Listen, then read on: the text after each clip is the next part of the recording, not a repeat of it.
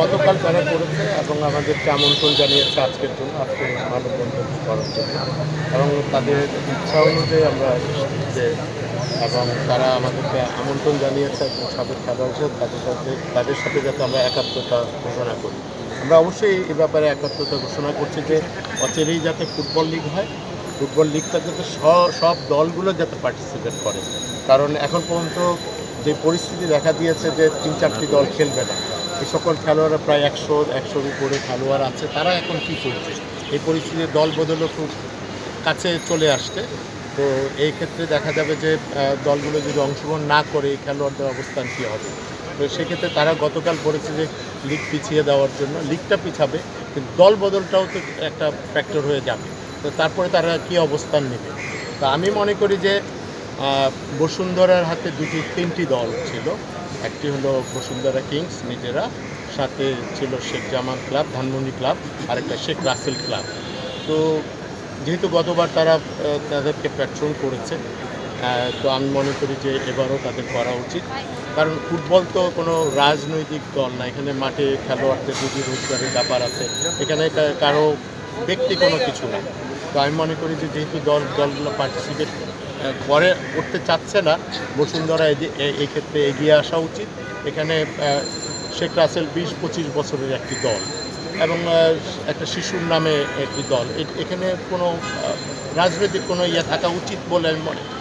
তো আমি এক্ষেত্রে প্রত্যাশা করব যে বসুন্ধরা এই দুটি দলের পৃষ্ঠপোষকতা করবে এবং অচিরেই তাদের খেলোয়াড়দেরকে সাথে নিয়ে খেলোয়াড়রা স্যাক্রিফাইস করতে রাজি আছে। আমার কাছে আরেকটি প্রস্তাব আছে, বসুন্ধরা কিংস তো অনেক টাকা খরচ করবে, তারা যেহেতু বলেছে যে বিদেশি খেলোয়াড় প্রয়োজন নাই, তো যদি নতুন লোকাল খেলোয়াড়দের নিয়ে করে তাহলে বসুন্ধরা যেই টাকাগুলো ব্যয় করবে সেই টাকা দিয়ে 3টি দল কিন্তু চালানো যায় ইজিলি।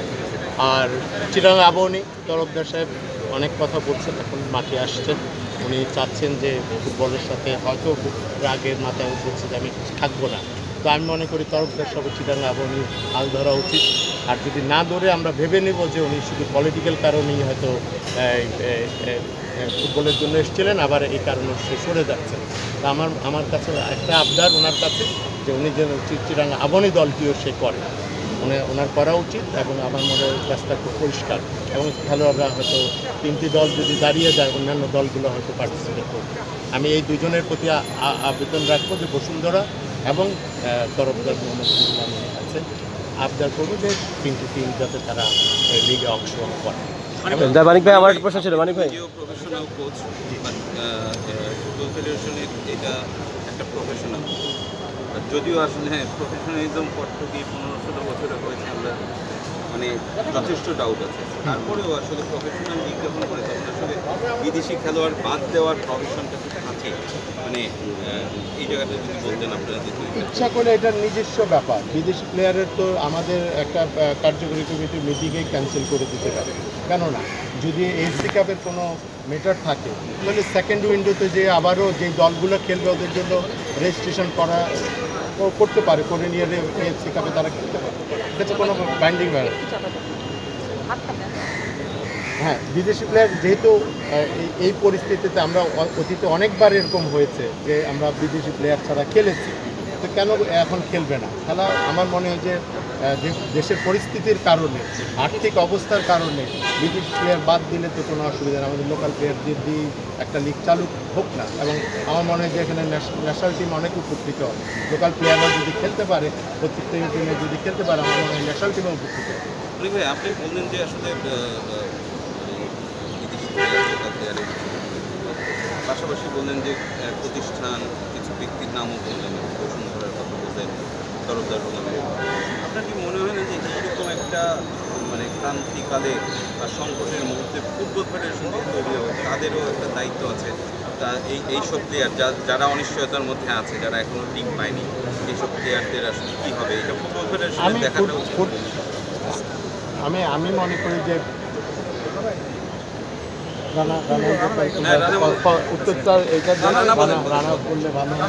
ফুটবল ফেডারেশনের কি আপনার মনে হয় না যে সবচেয়ে বড় দায়িত্ব?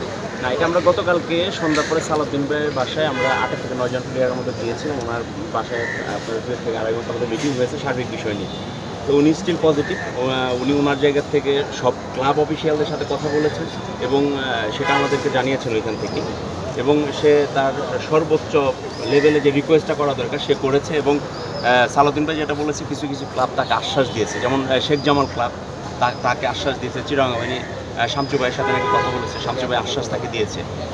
তো শেখ রাসেল ক্লাবের ব্যাপারটা ইমরুল ভাইয়ের সাথে উনি কথা বলেছে। তো এটা 50-50। তো উনি বলেছে হয়তো বা একদিনের মতো সময় লাগবে। তো আশা রাখি এর ভিতরে হয়তো বা পজিটিভ একটা কিছু আমরা আশা করতে পারি। না, ফুটবলার দিয়ে আসলে ফুটবলার না থাকলে ফুটবলও থাকবে না, ফুটবল ফেডারেশন তো আসলে অনেক কিছু করে। তারা কি আসলে একটা বরাদ্দ এখানে দিতে পারে না এই স্পেশাল কেসে এই প্লেয়ারদেরকে নিয়ে? বা এমনও হয় আমরা ইন্ডিয়ায় দেখেছি যে তাদের নিজস্ব ফেডারেশনের একটা টিমকে কিন্তু টপ টিয়ারে খেলিয়েছে, ইন্ডিয়ান এরকম একটা অবস্থায় কি এরকম একটা উদ্যোগ তারাও নিতে পারে না? দেখেন, আসলে এখানে প্রথম বিষয়টা হইল আপনার যে টিমগুলো পার্টিসিপেট করতে চাচ্ছেন, তারা যদি আগ্রহী থাকে সেক্ষেত্রে তো আমরা প্লেয়াররাও সেইখানে কিন্তু আমরা একটা জায়গায় আমরা কিন্তু প্লেয়াররা সিদ্ধান্ত নিয়েছি যে আমাদের সর্বোচ্চ লেভেলে আমরা স্যাক্রিফাইস করে ওইখানে আমরা খেলব। কিন্তু আমরা চাই দিন শেষে ফুটবলটা আগাক এবং ফুটবল ক্লাবগুলো যেন না হারিয়ে যায়। কারণ শেখ জামাল বা শেখ রাসেল এরা কিন্তু ঢাকার মাঠে অনেক বড় মাপের একটা ক্লাব, তাদের কিন্তু অনেক ভালো ভালো রেজাল্ট আছে। তো আমরা চাই এই সমস্ত ক্লাব যেন না হারিয়ে যায়, চিরাঙ্গা বাহিনী তারা মাঠে থাকুক। আচ্ছা ভাই, প্রেসিডেন্ট যেহেতু আশ্বাস দিচ্ছে, তাহলে আজকে কেন আসলে মানববন্ধন আর কি যদি বলতে? এখানে প্রেসিডেন্টের সাথে গত রাত্রিতে কথা হয়েছে আমাদের ক্লাবগুলোর উদ্দেশ্যে বলা যে তারা যেন অবশ্যই এই দলবদল অংশগ্রহণ করে এবং যেন এই লিগটা যেন চালিয়ে নেয়। আচ্ছা, আর গতকালকে আপনারা 7টা দাবি জানিয়েছিলেন, সেই মোতাবেক বাফুফে থেকে হচ্ছে উপদেষ্টার সাথে বসার কথা ছিল, সেটা কি বসা হয়েছে কিনা? আপনারা একটু আগে দেখলাম যে জিএসের সাথে মত বিনিময় করেছেন, সেখানে আসলে কী ধরনের আলোচনা হয়েছে? এখানে আপনার জেনারেল সেক্রেটারির সাথে গতকালকে রাত্রিতেও কথা হয়েছে। আমাদের সামনে আপনার এই ক্রীড়া উপদেষ্টা মহোদয়কে মানে ট্রাই করেছে মানে যোগাযোগ করার জন্য, আমাদের বসানোর জন্য। তো এখানে আমি গতকালকে রাত্রিতেও আমি ক্রীড়া উপদেষ্টার এপিএস ওনাকে ফোন করেছিলাম। তো উনি আশ্বাস দিয়েছিল যে আজকে বসার ব্যাপারে, তো ওইটার ব্যাপারে আজকেও কথা বলেছি। তো উনি উনি চেষ্টা করতেছে আজকালকের ভিতরে আমাদেরকে হয়তো 5 মিনিটের জন্য হলেও ক্রীড়া উপদেষ্টা মহোদয়ের সাথে আমাদের সাথে বসানোর জন্য। তো জেনারেল সেক্রেটারি সকালে গিয়েছিল সচিবালয়, সচিব মহোদয়ের সাথে কথা বলে আসছে। তো তাদের জায়গা থেকেও তারা সর্বোচ্চ সহযোগিতা করবে, এতটুকু জেনারেল সেক্রেটারি আমাদেরকে জানিয়েছে। ভাই, আমার যেটা প্রশ্ন, আসলে সরকারের পক্ষ থেকে যত জানি ফুটবলে কিছুটা হস্তক্ষেপ পারবে অনেক সীমাবদ্ধতা আছে। তারপরে উপদেষ্টার মধ্যে দেখা হলে আপনারা কি কি বিষয়ে আলাপ করতে চান, তার কাছ থেকে কি সাপোর্টটা প্রত্যাশা করছেন?